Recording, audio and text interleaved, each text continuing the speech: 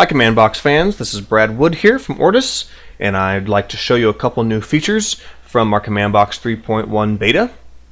I blogged about them here in my personal blog, and I'll provide a link in the description below this video. First thing I'd like to show you is the fact that you can sign up and create ForgeBox accounts directly from the CLI now.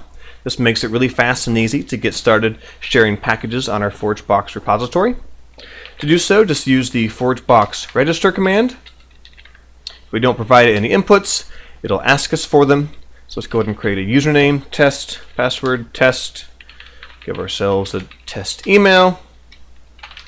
First name Brad, last name Wood, and there we go. So we've created a ForgeBox user, and as long as Command Box 3.1 is still in beta, this will be pointing to our staging server, so feel free to create as many users as you like. Just remember they will all go away once this goes live. If you already have a ForgeBox user, you can just simply do a ForgeBox login and provide your username and password. We don't store those locally, we just store an API key that you can see using the config show command. So now that we've created a user, let's go ahead and publish a package, which is the second fun thing we can do with the new Command Box 3.1 beta. We're sitting in a folder here, which is a simple little fake library I've created. It has a README file that we'll see used in a couple minutes. It has some CFM code, and of course it is a Git repository because I'm going to be hosting it on GitHub. First, we'll initialize this as a package, so I'll use the init command. The wizard flag will do a little question answer style, so our package name will be sample package. The slug, I'll make sample hyphen package, just does need to be unique. And we'll just use the defaults for most of these. That works.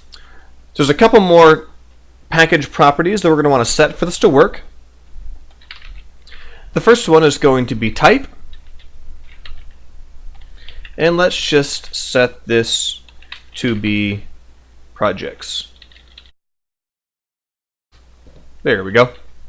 And the second one is going to be location. And this is required for Command Box to be able to install our package. Now, by default, since I'm hosting this on GitHub, I can just set the location to be my GitHub username, followed by the repository name.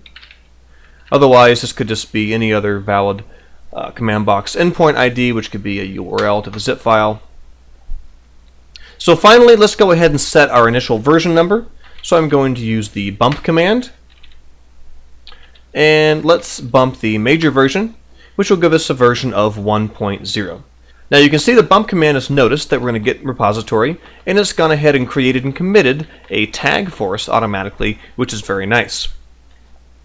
Let's go ahead and push these changes using the Git CLI.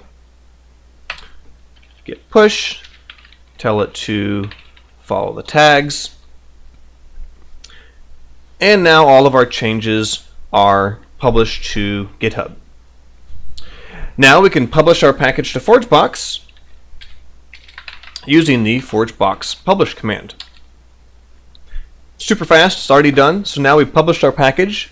This does not upload your actual code, it just uploads the metadata about your package. So the data in the box.json, as well as things like the README file. We can now view our package, ForgeBox show, and the package slug, which is sample package. And here you can see the package information, version 1, and this right here, this is text pulled from the package's README file. That actually came out of our README file. So there's a couple of files that we check for automatically to get as much information as we can. So let's go ahead and install our package. I have another Command Box window over here, sitting in a different folder called My Project. This is just an empty package, has a box.json and nothing more. We can install our new package with install sample package. And it clones our package off of GitHub, version 1.0.0. The list command shows that we've installed that. And just to kind of close the loop here and show the full life cycle, let's go back to our package and let's say we made a small change to it. And we want to bump to be version 1.1. So we're going to want to update the location as well to point to the new path on GitHub. So again, it's still my username and the repository name, and then we can use a hash for a tag.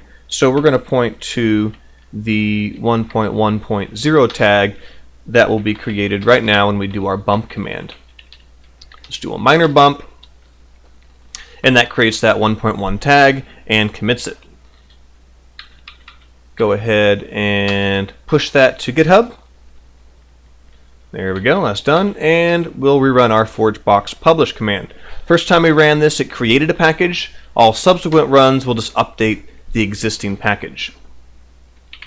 And just to see it, we can do ForgeBox show sample package, and you'll see that we have both a 1.0 version and a 1.1 version of our package.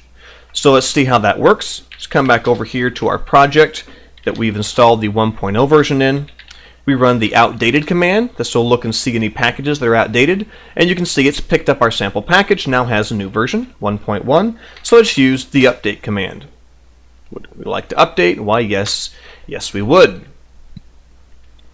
There we go, and we're done. So we are now using version 1.1 of our sample package. So this is very exciting stuff, gives you a lot of flexibility to be able to manage your packages automatically from the command line, and you have a lot more power with ForgeBox recognizing multiple versions of the same package and being able to update those automatically. So please check out the beta of CommandBox 3.1, read about the new features, and give them a test. Thank you, and have a great day.